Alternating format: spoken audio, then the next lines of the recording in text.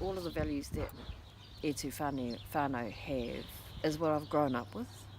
And it was about me wanting to find a way to connect with whānau here, to teach them the same things that I was taught. And this kaupapa here is around those things. They're found in the Māori worldview. We talk about them, our tipuna talked about them, our kaumata talk about them. They're our values. How can those values now help us to ensure, to help bring some peace and stopping the violence within our whānau, within our community, within our marae, within our wherever?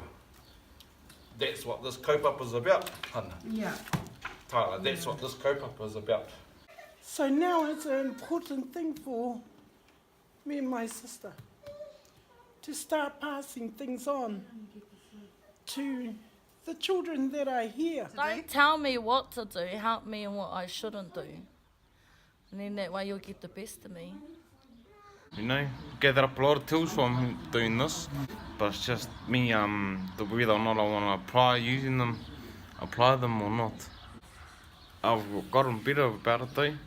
It's just because, like in the back of my mind is it's about where I want to go and where what I want to do in life, where I want to end up and where I want to be. That pushes me through. And that wānanga sparked change in them, but positive change.